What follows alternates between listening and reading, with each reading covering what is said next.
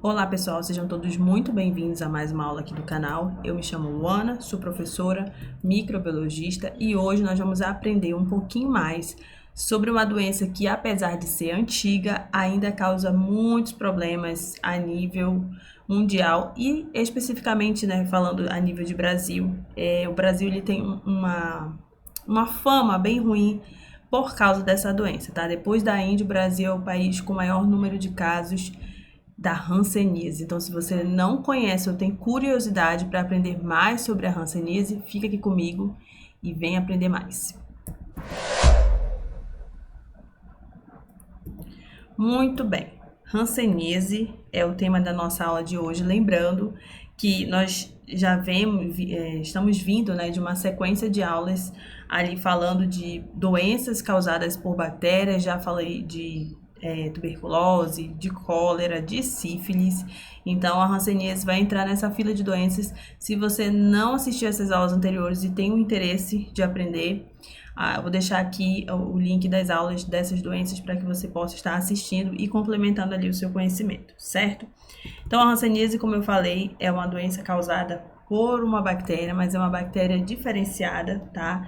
É uma bactéria do grupo das micobactérias, tá? Então, eu tenho uma aula também aqui no canal sobre micobactérias, é uma aula um pouco antiga, mas é ainda bastante importante para falar e citar sobre ela, uma vez que é um conhecimento que já está aí há muito tempo, não é algo que se perde, né? Então dá para você aproveitar bastante coisa dessa aula que eu já tenho aqui no canal. Então, a hanseníase é uma doença causada por bactérias do gênero Mycobacterium, tá? Não confundam com a Mycobacterium tuberculosis. Elas são do mesmo gênero, porém de espécies diferentes. Então, quando eu falo de Mycobacterium leprae, eu estou falando da bactéria causadora da hanseníase. Deixa eu pegar meu computador aqui.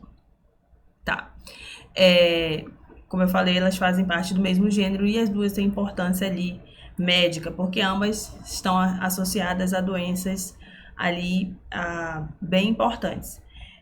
Tanto a Mycobacterium leprae quanto as micobactérias de maneira geral, elas são bactérias que têm uma forma diferenciada, né? Ela tem uma célula mais alongada, a gente chama de bacilos ou bastonetes. Então, nessa imagem corada que vocês estão vendo aqui ao lado, ela está sinalizada na coloração rosa, tá? Essa aqui é uma coloração diferenciada para bacilos alcoácidos resistentes, a coloração para bar.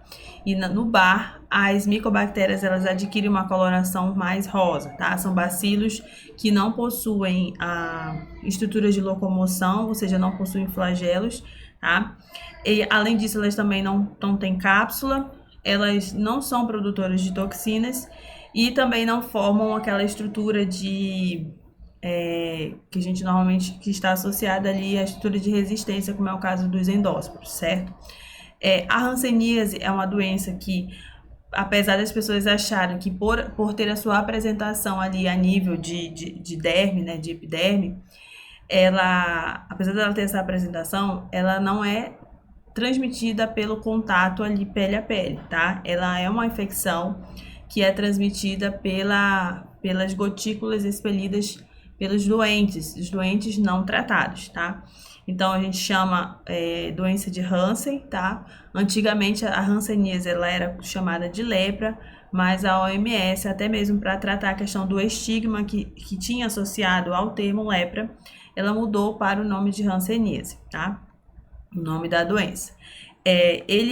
A micobactéria é um parasita intracelular obrigatório e ela tem o seu desenvolvimento ali iniciado a partir do momento em que ela está dentro das células, das nossas células de defesa, como os macrófagos, ou dentro das células de Schwann, que são as células ali que envolvem o axônio dos neurônios e produzem a bainha de mielina.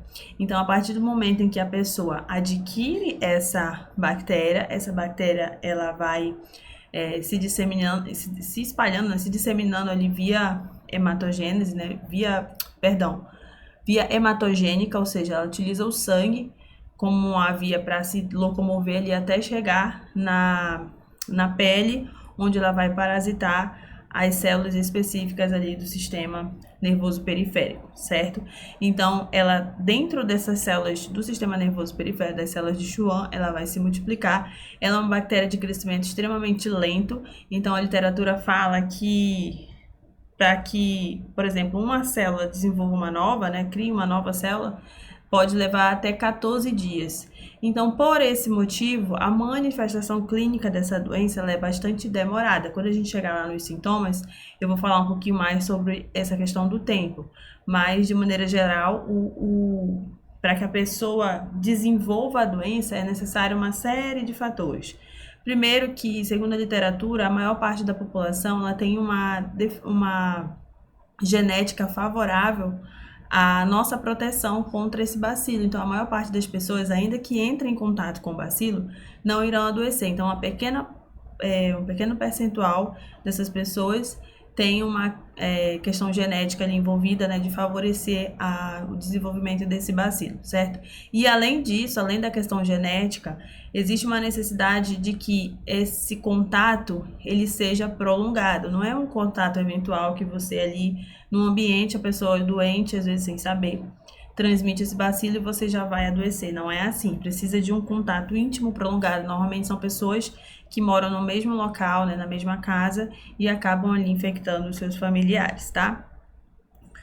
Como eu falei, ela tem a sua entrada ali pelo trato respiratório superior e ela vai migrar via sangue para os nervos periféricos, para as células ali do sistema nervoso periférico, como as células de Schwann, tá? Então, aqui do lado tem uma imagem mostrando as duas formas em que você encontra as células de Schwann, tem as células mielinizadas e as não mielinizadas, e aí a partir do momento em que a micobactéria ela pode parasitar as duas formas, ok?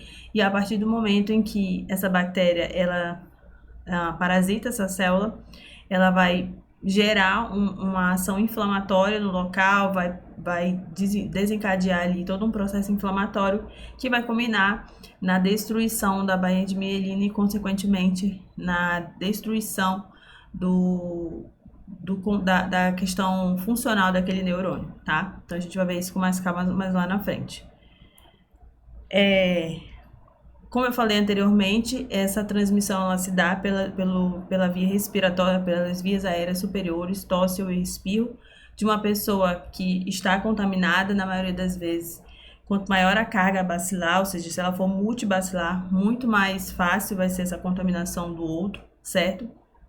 E só que ela tem essa questão do período de incubação ser bastante longo. Então, existem dados na literatura em que existe uma média de mais ou menos 5 anos para que a pessoa que foi infectada, ela apresente os primeiros sinais ali da doença, tá? Então, isso significa que a bactéria, né, isso só mostra que realmente a bactéria ela tem um crescimento bastante lento e, consequentemente, demora para ter as manifestações clínicas características da doença. Então, existem dados com períodos curtos, de até 7 meses, que são mais difíceis de acontecer. Os outros, eles normalmente são, o que é mais comum, são os períodos mais longos, com uma média de 10 até 20 anos para ter o aparecimento dos primeiros sinais e sintomas, tá? Então, a partir do momento que a doença se estabelece, quais são os sintomas? Aqui eu descrevi os principais, tá? Mas quando você olha os documentos oficiais do Ministério da Saúde, ele mostra vários sinais e sintomas, vários sintomas associados a diversos sistemas do nosso corpo. Aqui são apenas os principais, tá?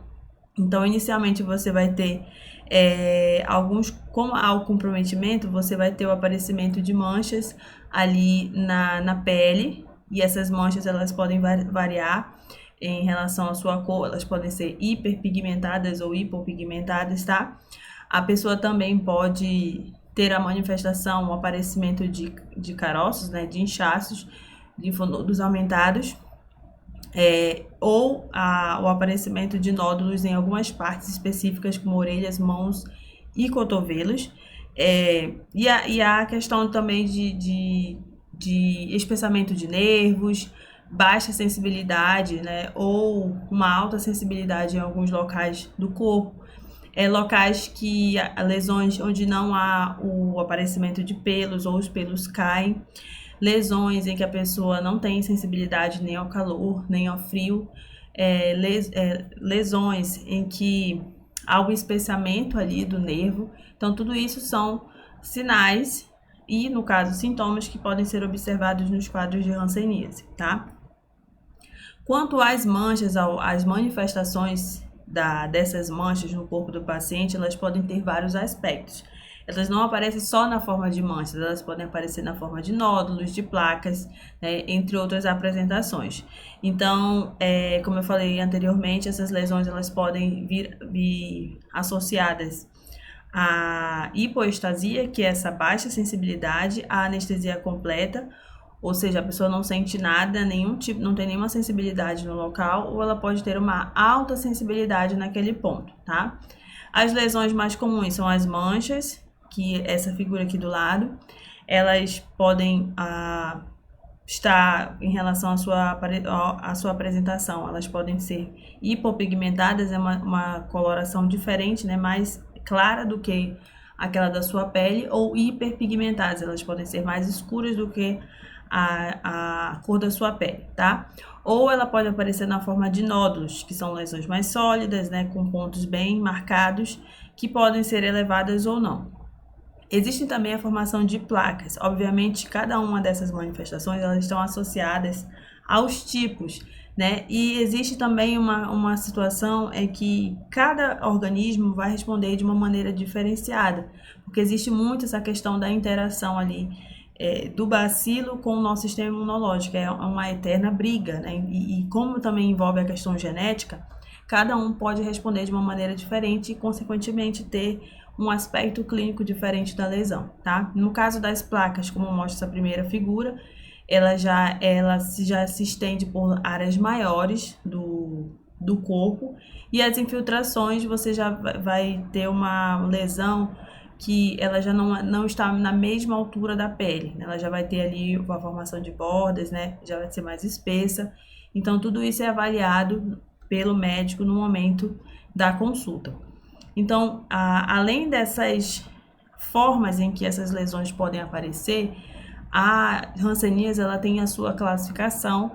Existem alguns tipos de classificação. A classificação de Madrid ela tem sido usada com mais frequência, onde ela separa a hanseníase de acordo com a forma como ela se apresenta. Então, existe a hanseníase indeterminada, que na maioria das vezes é o primeiro estágio de todas as hanseníases, né? Aquelas pessoas que ainda estão no começo da infecção, elas vão apresentar, é a forma mais comum observada em crianças, tanto a indeterminada quanto a tuberculose, elas são mais comuns, são mais visualizadas nas crianças. No caso da tuberculose, ela já vai ter a formação de uma placa, que tem as bordas elevadas e é uma lesão bem delimitada, como mostra aqui na segunda figura. A hanseníase dimorfa, ela já tem uma apresentação onde há o aparecimento de várias manchas na pele, que podem ser avermelhadas ou esbranquiçadas, que também tem as bordas elevadas. Já nesse tipo de hanseníase, o paciente já apresenta uma perda parcial ou total da sensibilidade, e aí a diminuição de funções autonômicas, como é o caso da sudorese. Então, nesse local aqui, nesse ponto, a pessoa já não apresenta mais a capacidade de ter a eliminação ali do suor naquele ponto. Então, a observação que é feita pelo clínico. E o último tipo, que é a hanseníase virchoviana, que é considerada a hanseníase multibacilar, já é o último, né, a parte mais, digamos assim, um dos últimos estágios da hanseníase, e é a fase mais contagiosa, porque o paciente ele está apresentando uma quantidade maior de bacilos ali, então ele vai estar expelindo mais bacilos também. E aí o paciente, ele pode não apresentar aquelas manchas, mas em compensação, ele já tem um aspecto da pele bem mais diferenciado, que fala, né, uma pele avermelhada, seca, infiltrada, né, com aquele aspecto de poros dilatados, que seria aquele aspecto de casca de laranja, tá? Existe também o aparecimento desses nódulos escuros, endurecidos, porém, são nódulos que não causam nenhum tipo de dor, tá? Mas eles podem ali apresentar a liberação de substâncias, certo? Supurativas. Então, com base em tudo isso, é possível fazer, né, o diagnóstico dessa doença a partir dessas manifestações clínicas, né, os sinais e sintomas que o paciente apresenta. Em 2022, foi elaborado um novo protocolo para que dá ali as diretrizes associadas à questão da hanseníase. Então, aqui nesse protocolo de 2022, diferente dos últimos anos, ele já dá ali algumas informações sobre quais são os exames, quais são as estratégias utilizadas para o diagnóstico. Então, as principais formas para o diagnóstico ainda é a avaliação pelo especialista, que é composta pela avaliação neurológica simplificada. Então, ele vai analisar ali visualmente as lesões, vai fazer uma verificação da sensibilidade, se há espessamento ou não, se há presença de sudorese ou não, perda de pelos. Então, é uma avaliação clínica minuciosa que já vai dar um norte ali para saber se essa pessoa está com hanseníase ou não. Aliada à questão dessa ANS está a baciloscopia direta, ou seja, a partir das amostras que são coletadas do paciente, da pele, né, de nervos, é feita a pesquisa utilizando uma coloração específica para micobactérias, que é a coloração de Ziel-Nielsen, onde vai ser pesquisado e gerar aquelas imagens que eu mostrei logo no começo da aula, tá? Então, essas são as principais formas de diagnóstico que auxiliam no diagnóstico. Existem outros exames, outras estratégias que são complementares, ou seja, esses dois aqui não foram conclusivos, então pode haver ali a necessidade de fazer uma histopatologia, ou seja, vai pegar aquele tecido coletado, vai corar com uma coloração específica e vai buscar a presença desses bacilos. A ultrassonografia de nervos periféricos para verificar o nível de comprometimento dos nervos, o eletroneuromiograma, que também vai dar essa informação complementar sobre o dano neural. Esse teste aqui rápido e o teste de biologia molecular, ele já foi aprovado para ser aplicado no SUS, porém ele é, digamos assim, direcionado especialmente para avaliar as pessoas que convivem com o doente, não necessariamente para fazer um teste no doente, mas sim com as pessoas que têm um contato e podem estar infectadas. No caso do 6 é o teste rápido para pesquisa de anticorpos ali contra o Mycobacterium leprae, e o 6 já envolve o diagnóstico utilizando a biologia molecular, certo? Sendo que o Brasil é o único país que faz o uso de um teste rápido ali no sistema público para ajudar nessa questão do diagnóstico e rastreio, né, do Mycobacterium leprae nas pessoas que convivem com os doentes ali da hanseníase. E para a gente fechar, o tratamento ele é todo disponibilizado pelo Sistema Único de Saúde. Esse tratamento ele não utiliza apenas um antibiótico, ele utiliza 3 antibióticos, por isso é chamado de poliquimioterapia. Tá? Essa poliquimioterapia ela pode ter uma duração de 6 meses ou 12 meses, vai depender ali da carga bacilar que esse paciente foi caracterizado. Então, se ele tem, né, por meio de todos aqueles exames, ele foi considerado um paciente falso bacilar, ou seja, tem até 5 lesões, né, e não foram encontrados bacilos nas amostras coletadas da pele dele, então ele é considerado falso bacilar e vai fazer o primeiro esquema de tratamento, que é esse esquema de 6 meses. Agora, se for um paciente que tem mais, né, de 6 lesões para cima e foram encontrados bacilos nas amostras coletadas a partir dele, ele faz um tratamento de 12 meses utilizando um esquema da rifampicina, dapsona e clofazimina, tem que falar devagar, senão embola a língua, que essa poliquimioterapia é feita para evitar ali o aparecimento de micobactérias resistentes. E um outro detalhe para a gente fechar é que, como se trata de uma doença infecciosa e há o comprometimento de nervos, pode vir a ser necessário o uso de anti-inflamatórios, né? Então, pode ser usado, por exemplo, a prednisona, né? Que é um anti-inflamatório esteroidal, e aí, por conta dos danos que essa bactéria causa ali às células daquele hospedeiro, certo? Se você tiver interesse em conhecer um pouquinho mais, né, sobre essas particularidades aí dos antibióticos, dessa poliquimioterapia, vocês podem estar colocando aqui nos comentários. Qualquer dúvida que vocês tiverem sobre essa doença, vocês também podem deixar aqui. E também estou aberta a sugestões para as próximas aulas, né? Se vocês querem outras doenças para serem tratadas aqui no canal, para a gente falar um pouquinho sobre elas, certo? Obrigada pela audiência de vocês e qualquer coisa estamos juntos por aqui. Um abraço e até mais.